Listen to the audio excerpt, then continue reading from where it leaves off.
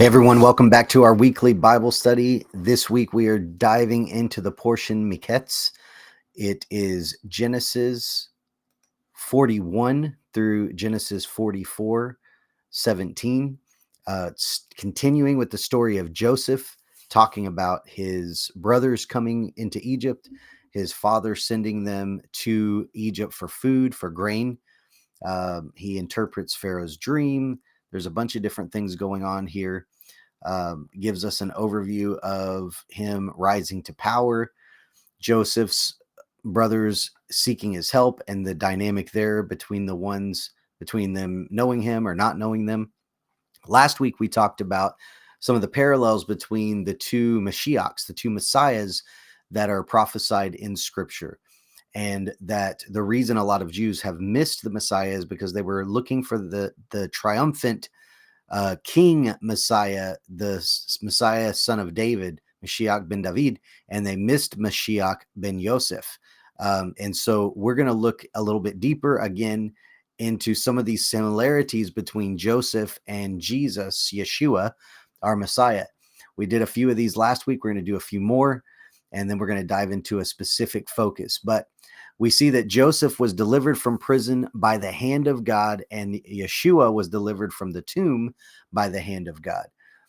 We see that Joseph is revealing the secrets from God. He said God is the one that interprets the dreams, and he is revealing those things. And Yeshua, Jesus, did the same thing, revealing truth from the Father. Joseph counseled Pharaoh and his officers, and they said, is there anyone more wise than this man? And in the same way, when Jesus taught, they said that he taught as one that they had never heard because of the wisdom that was coming from him. Joseph was portrayed as a wonderful counselor in giving wisdom to Pharaoh. Isaiah prophesies that the Messiah would be a wonderful counselor. He'd be called a wonderful counselor, and we see that in Colossians. Joseph was 30 when he began his ministry, and so was Yeshua, Jesus, when he began his public ministry. Joseph was exalted and set over all of Egypt. Jesus was exalted to the right hand of the Father and given, it says he was highly exalted. So we see that as well. Joseph was given royal items, the signet ring, the robe, the chariot, these different things. And in the same way, Yeshua, our Messiah, was given items from his father. It says he would be crowned. He would have a robe of righteousness, different things like that. Joseph was dispersing bread to the perishing and to the hungry of the world. They were coming to him. He was giving them bread. Yeshua is the bread of life that was slain or given to the entire world. Joseph stored up unlimited resources to meet the needs of his people, of all the people that were coming to him. And it tells us in those verses there that Jesus has infinite riches in him. So a few more things here, and then we're going to get to part of the scripture here. Joseph had made provision for his brothers, while they were in a strange land, and Yeshua did the same thing. He promised to provide for the Jews while they were scattered. Joseph fed his hungry brothers. Jesus fed hungry masses. Joseph was unknown and unrecognized by his brothers, and the same thing happened to Yeshua when he came as the Messiah. It said he was rejected by his very own. Joseph, his 10 brothers felt remorse and responsibility for what they had done to him, and we see the same thing happen with Judas, one of the brothers of the Messiah, spiritual, one of the Jews, right, that took responsibility for what he had done. So we see these parallels between the life of Joseph and the life of Yeshua. I bring all these up because if we are wanting to be like our Messiah and wanting to be like Jesus, we can expect, the Bible tells us we can expect to suffer just as he suffered, or be tried just as he's tried, hated how he was hated. Why? Because we are set apart. We're different from the rest of the world. And so when we see these parallels, we see how Joseph was treated, how the things he had to endure, we can expect some of those same things to take place in our own lives. But let's go to Genesis 42, part of this portion. We're going to only focus on a few verses here. I'm going to read through a few of these, and then we're going to pick up some points that I want to bring out for us to just consider in this parashat. So it says in Genesis 42, verse 1, it says that when Jacob learned that there was grain for sale in Egypt, he said to his sons, "Why do you look at one another?" And he said, "Behold, I have heard that there is grain for sale in Egypt. Go down and buy grain for us there, that we may live and not die." I want to stop there for a second and say this. The Bible, the scriptures, the Torah, it's a book of life. Okay, it's a book with instructions for living, instructions for life. The Bible tells us we are supposed to push towards life. We are supposed to do whatever we can to promote life. Okay, and you see here in a place where obviously Jacob doesn't want anything from Egypt, right? He understands that that's not his home. That's not where he wants to be. That's not where he wants to go. But he needs to do this in order to provide for the family. And he's pursuing life. And that is a pursuit all throughout Scripture. We are pursuing life. In the same way, when we do the deeds of righteousness, we are pursuing life. It's like when Moses has the two mountains, Mount Ebal and Mount Gerizim. Here's the blessings, here's the curses. The blessings lead to life, the curses lead to death. Choose life. He tells us that, right? So there's a constant pursuit for life here.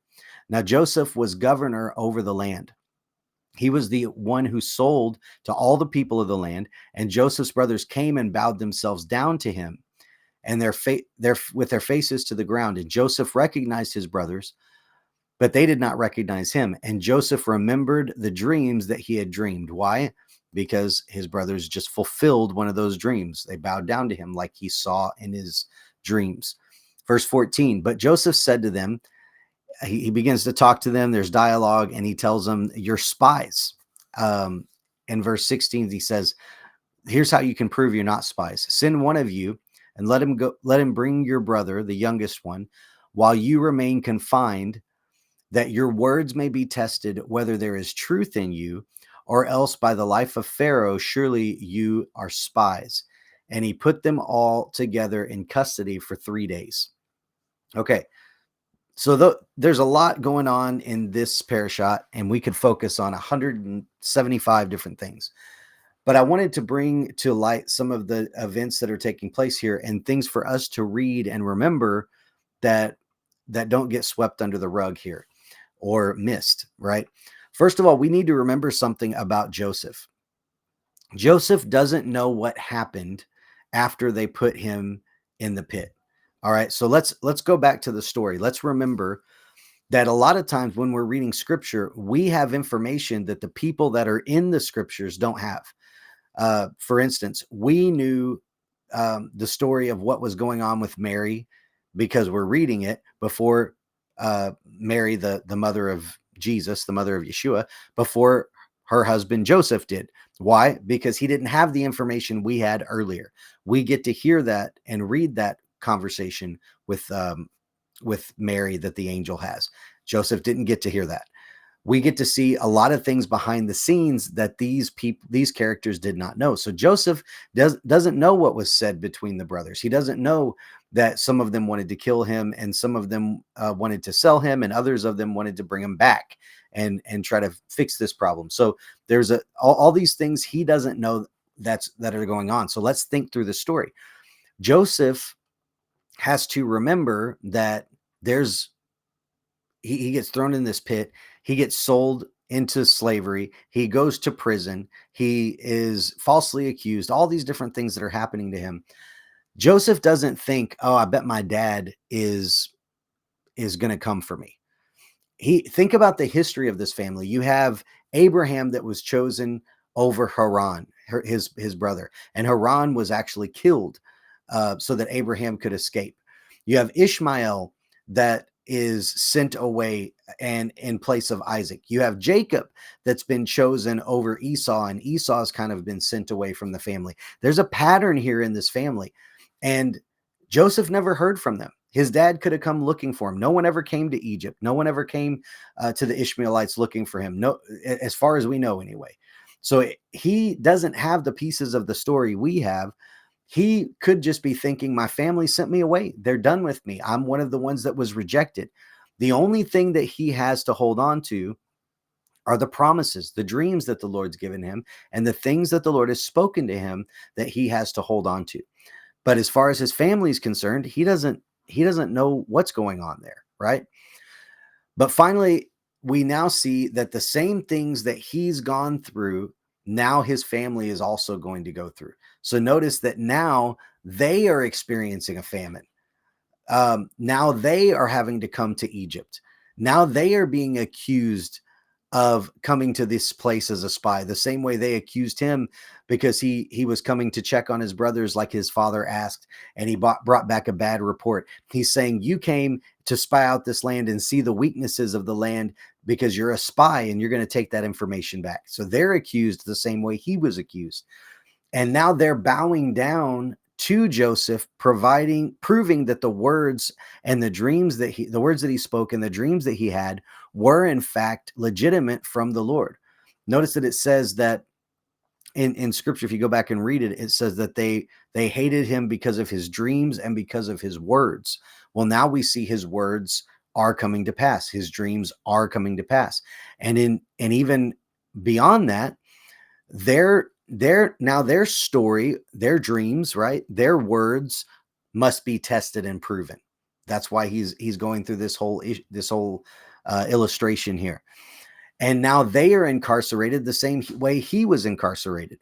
Now, and then they're released after 3 days, just like the cupbearer and the baker. When he interpreted their dreams, they came to pass within 3 days. So there's all of these parallels going where you see that the brothers who did something to Joseph are having to go through the same type of testing, the same type of purification, the same type of suffering, if you will, that their brother had to go through. It's not exactly the same. I understand that, but there are parallels here. Now, I'm bringing that up for a reason, and I want to make this connection, and I want you guys to think through this particular point. Okay, now a lot of you guys have really studied the scriptures. You've come into an understanding of scripture that a lot of your friends and family maybe do not have the revelation of yet. Remember this. Put yourself in the place of Joseph, and remember this. It might take a famine in the lives of our friends and family in order for them to see the truth of what the vision that the Lord has given to us actually is, that stuff is true. The things we've been telling them are true. The scriptures we've been reading to them are true. The prayers that we've been praying are true. The lifestyle we've been living is true. It may take a famine in their life. It may take an issue in a marriage. It may take an issue with a work situation or a financial situation, or it may take a situation with children to bring them into that understanding. I pray it doesn't. Okay. I pray that they can just read the word and connect the dots, and that the Lord reveals it to them, and that the Ruach, the Spirit of God, enlightens their eyes. But sometimes it takes a famine in order for us to open our eyes. And it may take that for some of our friends and family, the same way it did for Joseph's brothers. So keep that in mind. Now let's read another portion of scripture, and maybe that's something you want to journal about or think about or pray about, meditate on. But let's go to Genesis 45, because this is actually how the story ends. We're going to fast forward to the next portion, actually, because we're going to borrow from the next portion. Because Joseph said to his brothers, please come closer to me. This is after they've gone through this whole situation back and forth, Benjamin, all this kind of stuff. And they came closer, and he said, I am your brother Joseph. They didn't know who he was yet, right? Whom you sold into Egypt. Now do not be grieved or angry with yourselves because you sold me here. For God sent me before you to preserve life. Here's that life idea again. For the famine has been in the land for these 2 years, and there are still 5 years in which there will be neither plowing nor harvesting. God sent me before you to preserve you, a remnant in the earth, and to keep you alive by a great deliverance. So here we see again, this is the second thing I want us to think through. The first thing has to do with other people and the things that the Lord may reveal to them that we've been praying for, things that maybe they haven't seen yet, and the Lord will bring them into that. The second part here is for us to understand this, that it might also take a famine for us to see why the Lord took us through difficult seasons, in order to learn his intended purpose. It may take a famine for us to see some of these things. Again, we're using famine in a metaphorical sense. It may be a physical sense if the world keeps going the way it's going right now, but in a metaphorical sense, the trials, the tribulations, the tests, the challenges that have been placed in our lives are in order to prove the things that the Messiah is wanting to season into us. Remember what it says in Philippians. He says, count it all joy when you face these trials of many kinds, because you know that the testing of your faith is developing perseverance, and that when that runs its course, when perseverance makes its work, you'll be perfect, lacking nothing. These things are meant for the purpose of bringing us through those seasons, and the fruit of the Spirit, the gifts of the Spirit, the word of the Lord being tested in us, so that we can come out of on the other side the type of person, the type of believer, the type of son or daughter to the Lord that he is desiring for us to be. So those are just a couple of points I wanted to bring out in this particular parashah. There's lots of other things you guys can talk about, but let's keep in mind those two things, that the Father is working on the people around us, working them through their own battles and through their own understandings. And we need to pray for them and believe that the Lord has an awakening for them. But we also need to have that personal awakening where we see our seasons that we've been through in a different narrative, where we look at that and we see that those things that he did for me in the same way Joseph did, it was God that did that. It wasn't you. And it was for my good, and it was for your good to preserve life, because that is what God is all about. He's about preserving life, giving life, putting to death the things that are hindering us, causing us to stumble, and bringing life from those things in our own walk. So God bless you. That's Miketz. Obviously, there's a lot more we could talk about, but those just a simple direction for you guys to discuss, and hopefully the Lord will reveal much more from this portion for you. God bless you, and have a wonderful Shabbat.